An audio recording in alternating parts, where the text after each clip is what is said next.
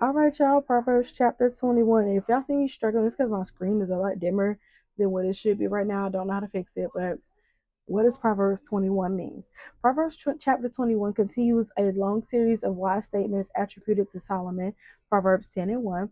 Early comments in this passage remark on God's perfect knowledge of our innermost thoughts. Merely doing right is not enough to please God. He knows whether we act in ignorance or humility, and whether pious actions are motivated by worship or selfishness. Ooh.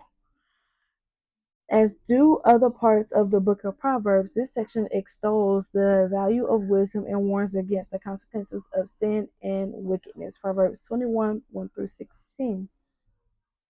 The second part of this chapter emphasizes the power of wisdom, Proverbs 1 to 7, as compared to the dangers of rejecting godliness. Living according to wisdom does not make a person invincible, but it greatly increases one's likelihood of success. Okay, now, this passage repeats God's intense disgust at those who try to whitewash their sins using sacrifices or other acts of service. God and God alone is ultimately in control of all things. God and God alone is ultimately in control of all things.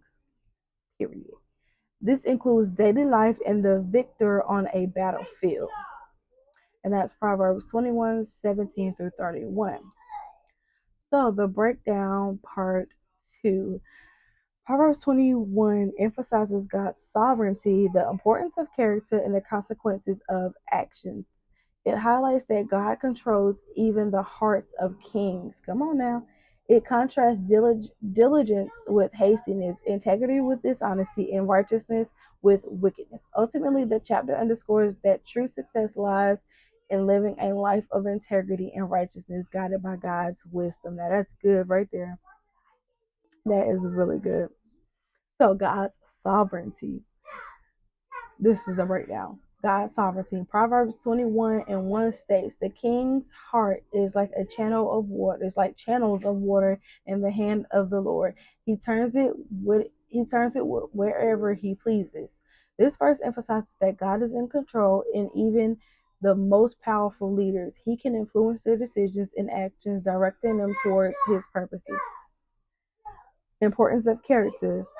The chapter contrasts the outcomes of different character traits. Diligence leads to plenty, while hastiness leads to poverty. A lying tongue leads to fleeting vapor, while a life of integrity leads to life and honor. Okay. Righteousness and justice, excuse me.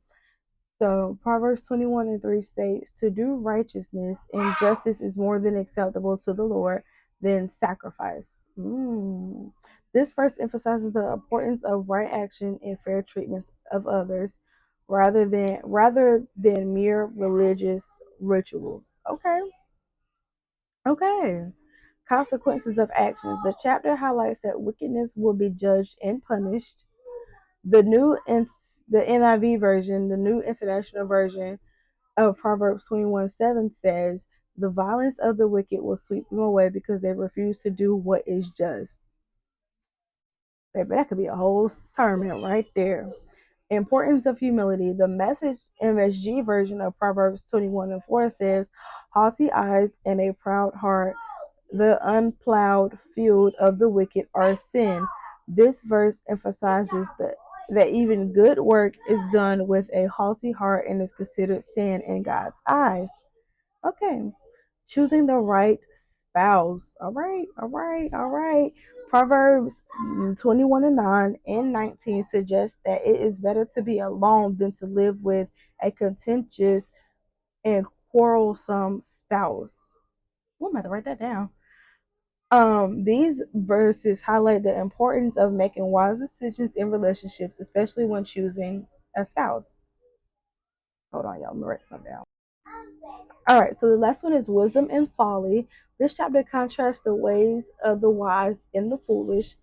The wise save and prosper, while the fool spends everything that they have. Ooh, wee. The simple learn from both the punishment of the wicked and the prosperity of the righteous. I feel like that one rated me a little bit because like in my 20s, y'all just used to spend, spend, spend. I did not think about saving no money, no nothing. Baby, if I had the money, it was good and spent. Okay, before I even had the money, it was good and spent. Now I'm just like, okay, let me get $2. Maybe I'm gonna hold on to that $2 until I can't, until I have to use it for a necessity, and it has to be something that I can't go without. All right, y'all. I don't like spending money nowadays. Let's spend somebody else's money. Nah, can't even do it, player. Can't even do it, pimp. All right, that is all I have for the breakdown of the Book of Proverbs, chapter 21. Y'all see y'all tomorrow for chapter 22. Bye.